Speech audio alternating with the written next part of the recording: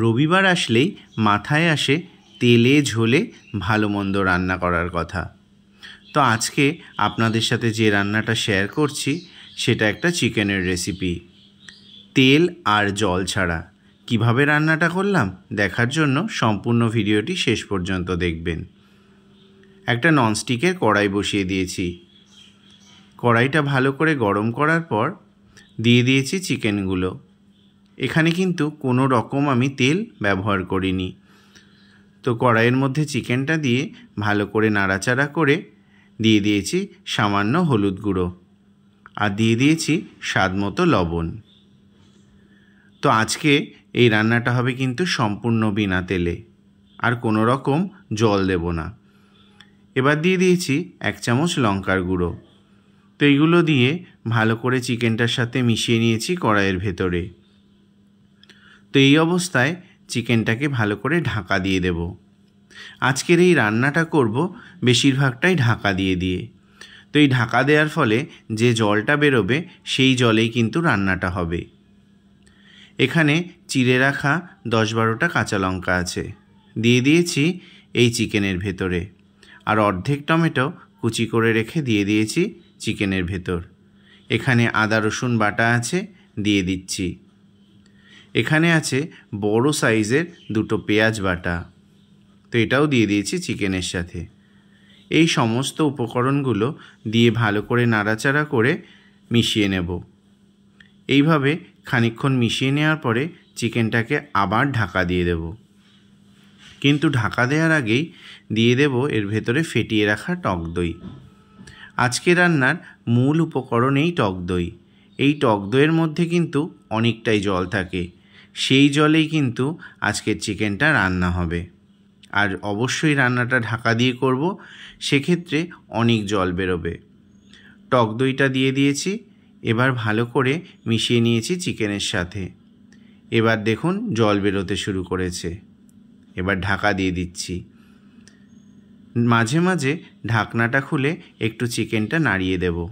এই দেখুন, দেখে মনে হচ্ছে কিন্তু জল দিয়েছি, কিন্তু না, আমরা কিন্তু বিনা জলেই আর বিনা তেলেই রান্নাটা করছি। তো এইভাবে চিকেনটাকে ঢাকা দিয়ে রান্না করলে চিকেনটা খুব ভালোভাবে সেদ্ধ হয়ে যাবে। এই দেখুন, আরেকবার ঢাকনাটা খুলে দেখে নিচ্ছি কীরকম পরিস্থিতি। 1 চামচ কাশ্মীরি লঙ্কার গুঁড়ো দিয়ে দেব চিকেনের ভেতরে। এই কাশ্মীরি লঙ্কার গুঁড়ো ব্যবহারে চিকেনে কিন্তু দারুণ একটা কালার আসবে। তো ভালো করে লঙ্কার গুঁড়োটা মিশিয়ে দিচ্ছি। আবার ঢাকা দিয়ে রান্না করব। এই রান্নাটা করতে বেশ 20 মিনিট মতো সময় লাগবে। চিকেনটা থেকে যথেষ্ট জল বেরিয়েছে, আর দেখে মনে হচ্ছে তেল ভাসছে। তো এই ঝোলটাকে একদম শুকিয়ে নেব। চিকেনটাও প্রায় সেদ্ধ হয়ে এসছে। এবার ভালো করে নাড়াচাড়া করে এই মশলাটা শুকিয়ে নেব, একদম কষা কষা করে। চিকেনের রান্নাটা কিন্তু একদম রেডি। দেখতে কিন্তু বেশ লোভনীয় হয়েছে। এর মধ্যে দিয়ে দেব 1 চামচ গরম মশলার গুঁড়ো। তো গরম মশলার গুঁড়ো দিয়ে দিচ্ছি, দিয়ে ভালো করে মিশিয়ে নেব। এবার কিন্তু গ্যাসটা বন্ধ করে দেব, কারণ গরম মশলা দেওয়ার পরে আগুন দেওয়াটা একেবারেই ঠিক নয়। রান্নাটা দেখে তো আমার ভীষণ লোভ লাগছে। এবার খানিকটা কসুরি মেথি দিয়ে দিচ্ছি চিকেনের ভেতর। এতে কিন্তু চিকেনের দুর্দান্ত ফ্লেভার আসে। রান্নাটা একদম রেডি। এই ধরনের রেসিপিটা গরম গরম ভাতের সাথে বা রুটির সাথে কিংবা পরোটার সাথে খেতে দারুণ লাগে। এটা ফার্স্ট টাইম বানালাম, আশা করি ভালোই হবে, কারণ এত সুন্দর গন্ধ বেরোচ্ছে, ভালো না হয়ে কোথায় যাবে। তো যাই হোক, ভিডিওটি আপনাদের কেমন লাগলো অবশ্যই জানাবেন। ভালো লাগলে লাইক করবেন, কমেন্টস করবেন, আর যারা নতুন আছেন অবশ্যই চ্যানেলটি সাবস্ক্রাইব করবেন। আর কারা কারা এরকম বিনা তেলে মাংস রান্না করতে ইন্টারেস্টেড অবশ্যই কমেন্টসে জানাবেন।